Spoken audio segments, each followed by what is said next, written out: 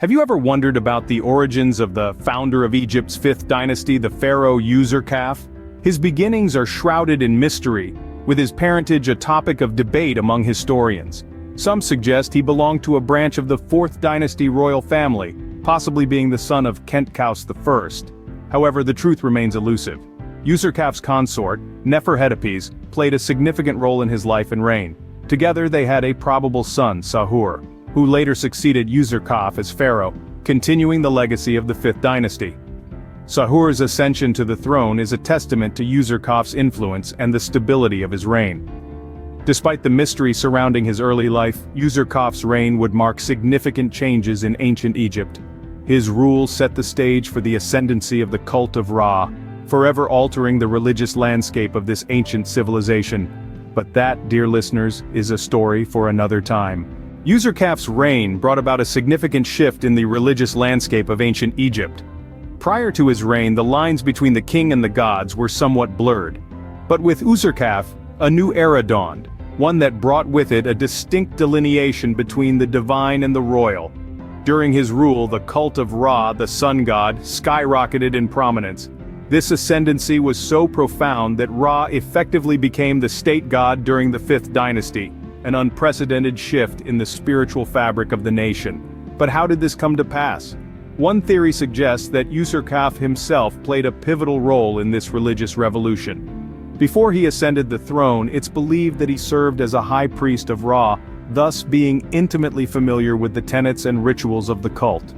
Userkaf's devotion to Ra wasn't just limited to his possible role as a high priest. He took a step further, instituting a tradition that would last for 80 years, the construction of sun temples. The Nekhenra, built between Abusir and Abu Ghurab, was one such temple. Unlike the temples of yore, the Nekhenra served a unique purpose. It functioned as a mortuary temple for the setting sun, a place where rites concerned with Ra's creator function and his role as father of the king were performed. This marked a departure from the previous norms, where the king himself was considered an embodiment of the divine. Now the king was more of a mortal, a son of the creator god, rather than a god himself. This shift signified not just a change in the religious practices, but also hinted at a more democratic, or at least less autocratic, approach to governance. With the rise of the sun god Ra, Userkaf's reign signified a more concrete separation between the king and the gods than in the preceding dynasties. It was a time of change, a time of evolution where the lines between the divine and the royal were drawn more clearly than ever before. Although the length of his reign was relatively short, Userkaf left behind a significant architectural legacy. His most outstanding contribution to the architectural landscape of ancient Egypt was the construction of his pyramid in Saqqara.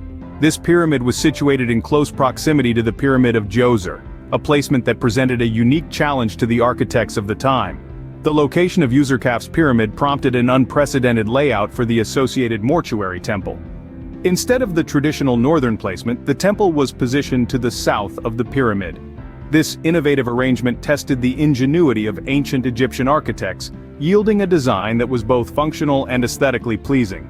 But the creativity of Userkaf's reign didn't stop at the pyramid's placement. The mortuary complex associated with Userkaf's pyramid was lavishly decorated, showcasing the rich artistic tradition of the period.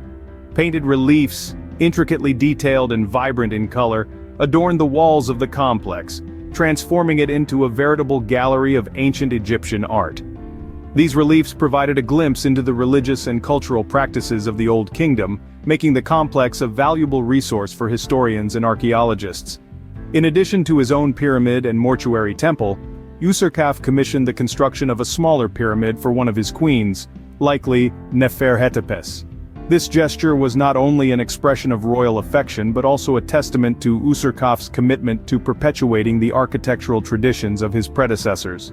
Though smaller than those of the fourth dynasty, Userkaf's pyramid complex was a marvel of its time, showcasing the artistic and architectural prowess of the period. Userkaf's reign may have been brief, but his architectural legacy continues to captivate and inspire, providing a window into the grandeur of ancient Egypt. Userkaf's reign may have been brief, but its impact on the fifth dynasty and beyond is undeniable. Although his time on the throne spanned a mere 7 to 8 years, his influence reverberated through the centuries that followed.